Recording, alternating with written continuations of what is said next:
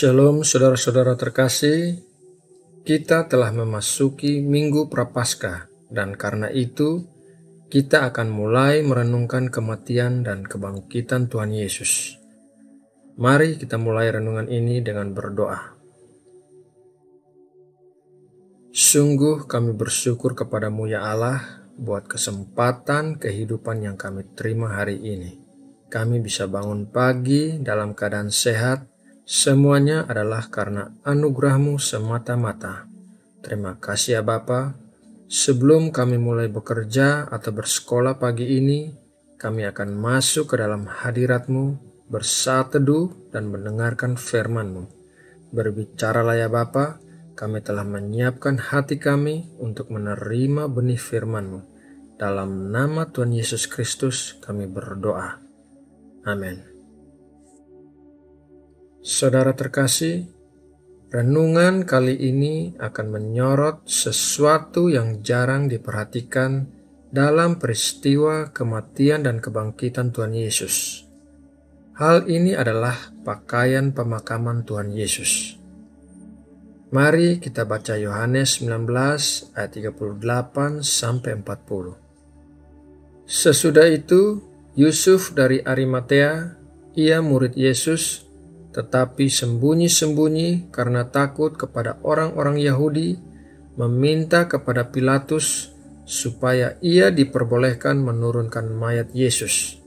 Dan Pilatus meluluskan permintaannya itu. Lalu datanglah ia dan menurunkan mayat itu. Juga Nikodemus datang ke situ.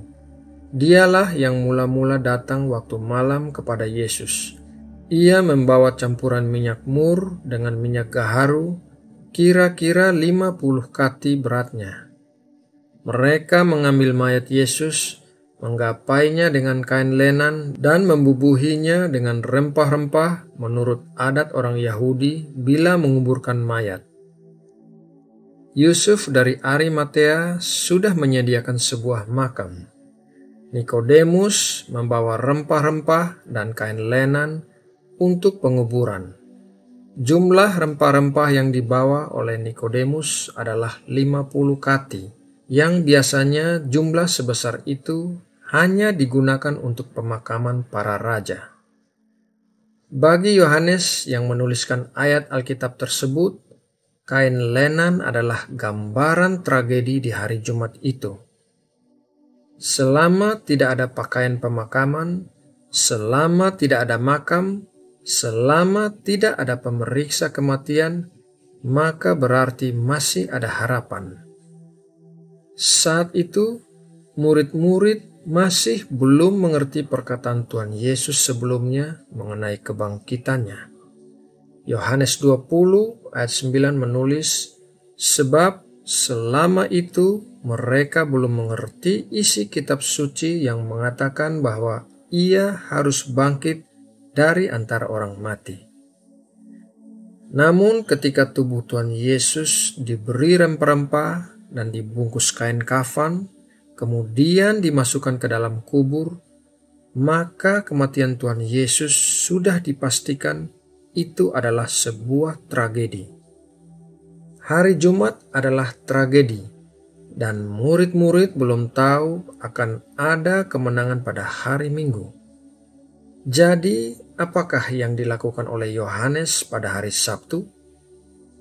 Hari Sabtu adalah jembatan antara tragedi hari kemarin dan kemenangan hari esok.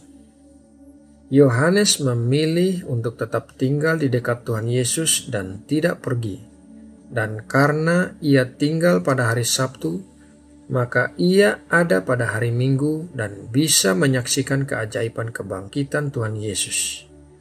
Mari kita baca ayatnya dalam Yohanes 20 ayat 1-8. Pada hari pertama minggu itu, pagi-pagi benar ketika hari masih gelap, pergilah Maria Magdalena ke kubur itu dan ia melihat bahwa batu telah diambil dari kubur.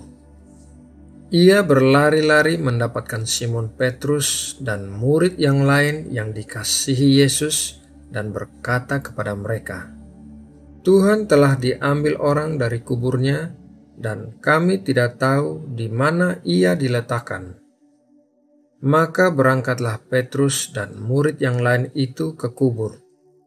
Keduanya berlari bersama-sama, tetapi murid yang lain itu berlari lebih cepat daripada Petrus, sehingga lebih dahulu sampai di kubur. Ia menjenguk ke dalam dan melihat kain kafan terletak di tanah. Akan tetapi, ia tidak masuk ke dalam. Maka datanglah Simon Petrus juga menyusul dia dan masuk ke dalam kubur itu. Ia melihat kain kafan terletak di tanah, sedang kain peluh yang tadinya ada di kepala Yesus tidak terletak dekat kain kafan itu, tetapi agak di samping di tempat yang lain dan sudah tergulung. Maka masuklah juga murid yang lain yang lebih dahulu sampai ke kubur itu, dan ia melihatnya dan percaya. Murid yang lain dalam ayat Alkitab tersebut adalah Yohanes. Yang pertama dilihatnya sewaktu melihat ke dalam kuburan Tuhan Yesus adalah kain kafan yang terletak di tanah dan kain peluh yang sudah tergulung. Perhatikan bahwa pembungkus jenazah Tuhan Yesus tidak dirobek begitu saja dan dilempar ke tanah.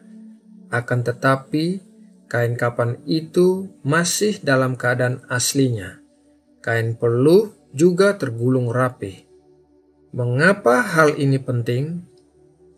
Hal ini penting karena jika murid-murid yang mengambil jenazah Tuhan Yesus, bukankah mereka akan membawa juga pakaian pemakaman itu bersama mereka? Jika musuh yang mengambil jenazah Tuhan Yesus, bukankah mereka akan membawa juga pakaian pemakaman itu bersama mereka?